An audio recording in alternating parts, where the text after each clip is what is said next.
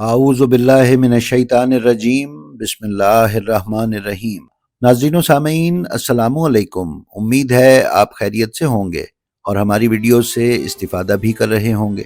ناظرین معظم، اگر آپ ہمارے چینلز پر نئے ہیں تو ہم آپ سے گزارش کرتے ہیں کہ آپ انہیں سبسکرائب کر لیں اور ان کے بیل آئیکن پر کلک کر کے آل نوٹیفیکیشنز کی سیٹنگ کا انتخاب کر لیں تاکہ آپ ان پر پیش کی جانے والی کسی بھی ویڈیو سے محروم نہ رہ سکیں۔ ناظرین، ہم سب کی زندگیوں میں ایک کردار ایسا ہے جس کا کوئی نہ کوئی عمل دخل ہماری زندگی میں کبھی نہ کبھی رہتا ہے، حتیٰ کہ ہم میں سے کوئی بھی کوئی غلط کام یا فیصلہ کرے تو اس کی نسبت اسی کردار کی طرف دی جاتی ہے۔ یہ تاریخ انسانی کا ایک ایسا کردار ہے کہ جو ہر وقت اور ہر دور میں مصروف عمل رہا ہے اور قیامت تک رہے گا۔ اس کے ہونے کا دنیا کے تمام مذاہب کے انسانوں کو اتنا ہی یقین ہے جتنا کسی انسان کے خود ہونے کا اسے یقین ہو۔ دنیا کا ہر انسان کسی بھی غلط کام پر اس پر لعنت بھیجتا ہے اور اسے برا بھلا کہتا ہے۔ یہ کردار کوئی اور نہیں بلکہ شیطان لعین ابلیس ہے۔ ہماری آج کی یہ ویڈیو اسی کردار یعنی ابلیس لعین پر تیار کی گئی ہے اور اس میں ہم ابلیس اور اس کی نسل پر گفتگو کریں گے اور سمجھنے کی کوشش کریں گے کہ اس کی نسل کس طرح پروان چڑھتی اور نسل انسانی کو صراط مستقیم سے بہکاتی ہے۔ تو آئیے چلتے ہیں اپنی آج کی ویڈیو پر۔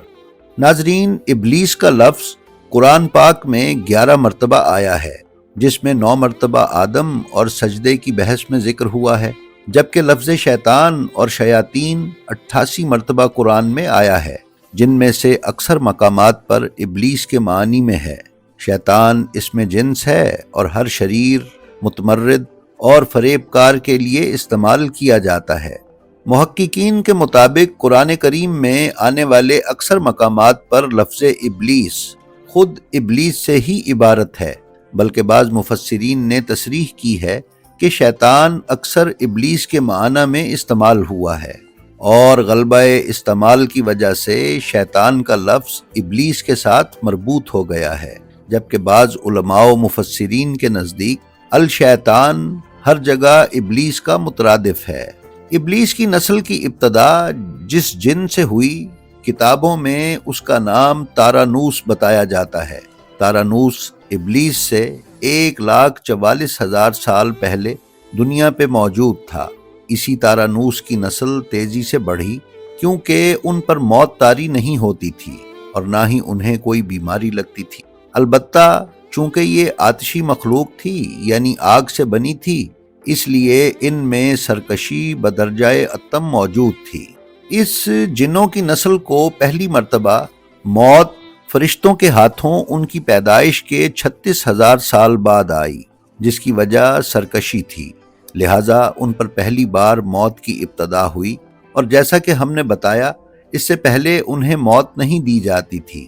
بعد میں چلپانیس نامی ایک نیک جن کو جنات کی ہدایت کا ذمہ سونپا گیا اور وہی شاہ جنات قرار پایا۔ اس کے بعد ہاموس کو یہ ذمہ داری دی گئی۔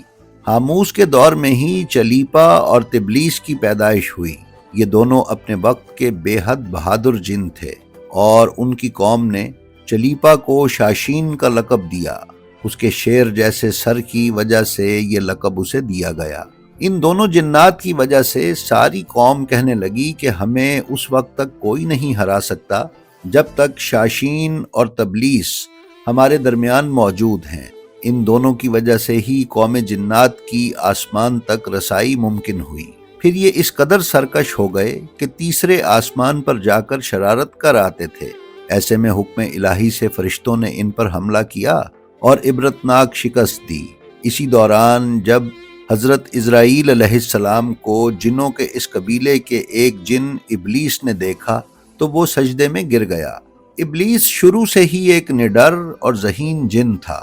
اس میں باپ کی بہادری اور ماں کی مکاری کوٹ کوٹ کر بھری ہوئی تھی۔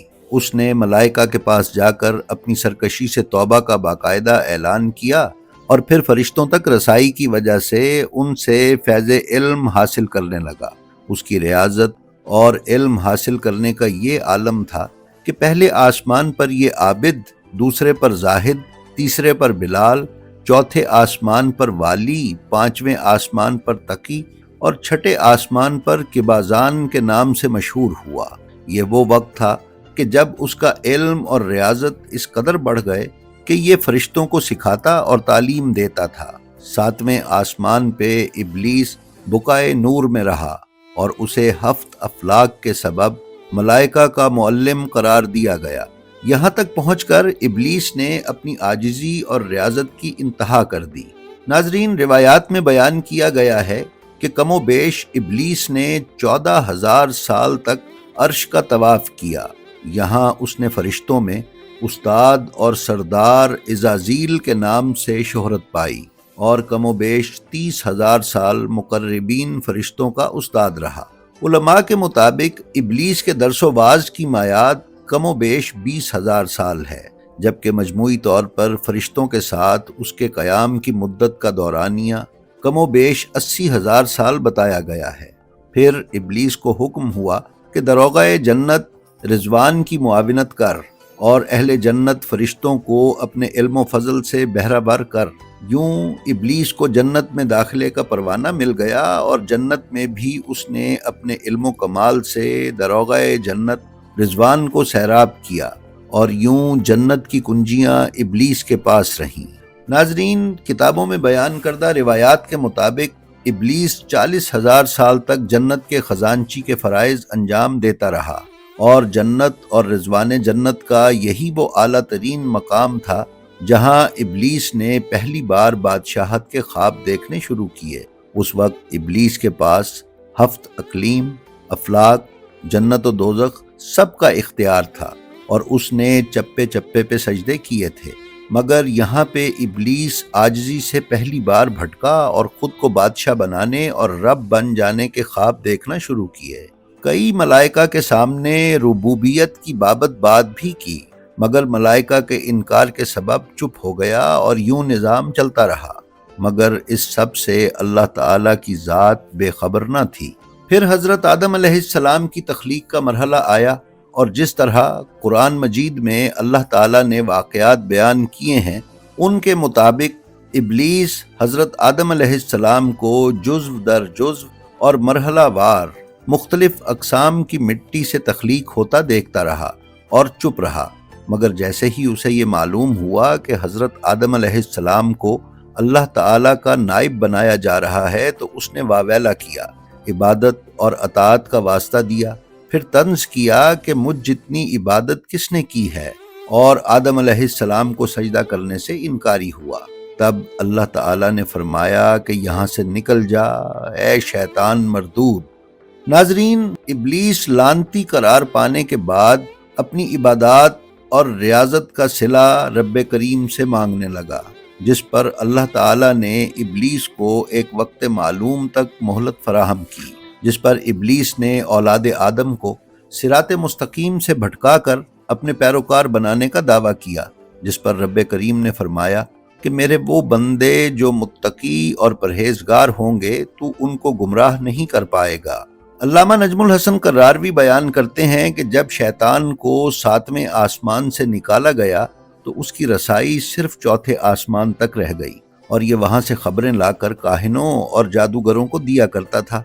फिर जब रसूल अकरम सल्लल्लाहु अलैहि वसल्लम दुनिया में तशरीफ लाए तो उसे चौथे आसमान से भी निकाल दिया गया। उसके बाद जब कभी शयातीन आसमान तक रसाई की कोशिश करते तो उन्हें शहाब साकिब मार कर वहां से भगा दिया जाता।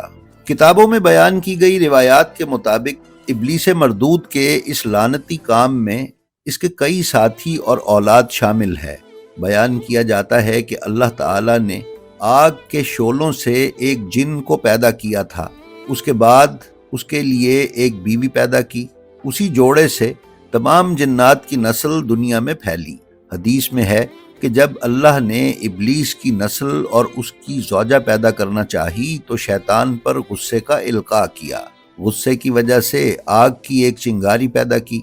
उस चिंगारी से हक ताला ने इब्लीस की बीवी पैदा कर दी।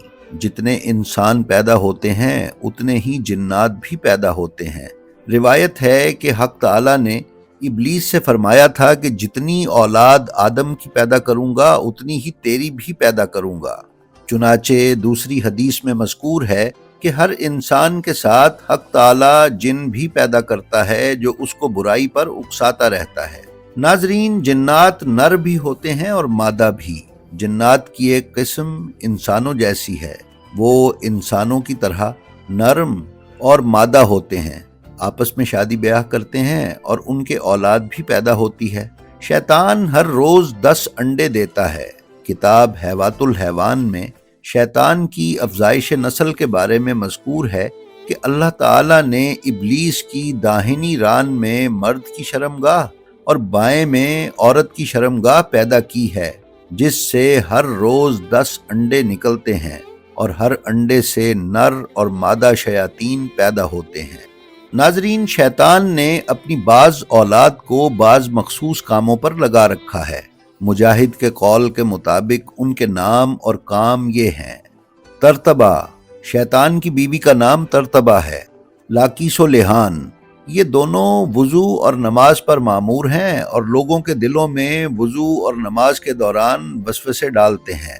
حفحاف، یہ شیطان صحراؤں پر مامور ہے اور صحرا میں یہ حفحاف نامی شیطان شیطانی پھیلاتا ہے۔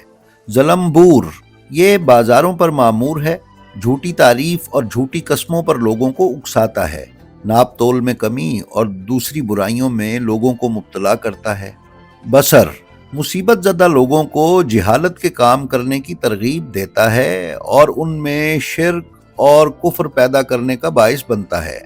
ابیض، ابیض انبیاء سے ترک اولیٰ کروانے پر مامور ہے۔ آور، آور نامی شیطان زنا پر مامور ہے، زنا کے وقت مرد اور عورت کی شرمگاہوں پر سوار رہتا ہے، لوگوں کو زنا کی ترغیب دے کر زنا میں مبتلا کرتا ہے۔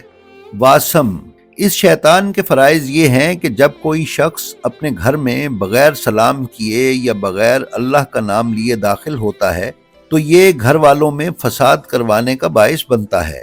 گھر والوں میں پھوٹ ڈلوا کر ایک کو دوسرے کا دشمن بنانے میں اس کا کردار ہے۔ متوس، ناظرین، یہ شیطان غلط اور بے بنیاد افواہیں لوگوں میں پھیلاتا ہے اور اس طرح غلط فہمیاں پیدا کر کے آپس میں لڑائی جھگڑے، دنگے فساد اور قتل و غارت گری کا موجب بنتا ہے۔ ناظرین، اسی طرح اکثر بھوت پریت اور کچھ کیڑے مکوڑے جنات اور شیطانوں کے انڈوں سے پیدا ہوتے ہیں۔ ایک روایت یہ بھی ہے کہ ایک بار شیطان نے 30 انڈے دیے تھے، 10 مشرق میں، 10 مغرب میں اور 10 زمین کے درمیان میں۔ ان انڈوں سے دنیا میں شیاطین کی مختلف قسمیں، بھوت پریت، کیڑے مکوڑے وغیرہ پیدا ہو کر دنیا میں پھیل گئے۔ محمد بن کعب سے روایت ہے کہ جن اور شیاطین اصل کے اعتبار سے ایک ہیں، مگر ایماندار مخلوق جن کے نام سے اور کفار مخلوق شیاطین کے نام سے موسوم ہے۔ ابلیس کا حضرت آدم علیہ السلام کو سجدے سے انکار کا جذبہ حسد اور بغض تھا کہ جس نے اسے مجبور کیا کہ میری جگہ مٹی سے بنے ہوئے آدم کو کیوں ملی۔ اس کا یہ جذبہ تکبر اور غرور تھا کہ میں ارفع و اعلیٰ ہوں، اور اس ایک سجدے کے انکار کی بات نہیں تھی، بات اطاعت سے سرکشی کی تھی اور اللہ کے مقرر کردہ ولی کے اختیار ولایت سے روگردانی کی تھی۔ اس کی بات شرک تھی، کیونکہ شرک صرف خدا کی ذات واحد کے ساتھ کسی کو شریک کرنا ہی نہیں، بلکہ اللہ کے مقرر کردہ ولی کی ولایت کو جھٹلانا یا اس کے اختیار کو کمتر سمجھنا یا خود کو ولی جیسے اختیارات کا حامل سمجھنا بھی صریحاً شرک ہے۔ ابلیس نے دل میں خود کو رب مان لیا تھا، اللہ کے مقرر کردہ ولی سے شرک کیا تھا، اور اسی شرک عظیم کی بدولت ابلیس تا قیامت رسوا اور لعنتی ٹھہرا اور اولاد آدم کو بھٹکانے کے لیے وقت مقررہ تک آزاد قرار پایا۔ ناظرین، اس ویڈیو کی تیاری میں جن کتابوں سے مدد حاصل کی گئی وہ یہ ہیں: صحیح بخاری، صحیح مسلم، سنن ابن ماجہ، سنن ابی داؤد، کتاب شرح سیوطی، تفسیر کبیر رازی، مستدرک الحاکم، کتاب الحاکم، نہج البلاغہ، شرح نہج البلاغہ ابن ابی الحدید معتزلی، غرر الحکم، کتاب توحید شیخ صدوق، حیوات الحیوان اور 14 ستارے نجم الحسن کراروی۔ جی تو ناظرین، یہ تھی ہماری آج کی ویڈیو. ہمیں امید ہے یہ آپ کو پسند آئی ہوگی. ہماری آپ سے گزارش ہے کہ ہماری جو ویڈیو آپ کو پسند آئے اس کا لنک اپنے حلقہ احباب میں شیئر کر کے علوم محمد و آل محمد علیہ السلام کی ترویج و اشاعت میں ہمارے حصے دار بنیں. آپ اپنا اور اپنے متعلقین کا بے حد خیال رکھیں اور خلق خدا میں آسانیاں تقسیم کرتے رہیں. خدا آپ کا حامی و ناصر ہو. السلام علیکم.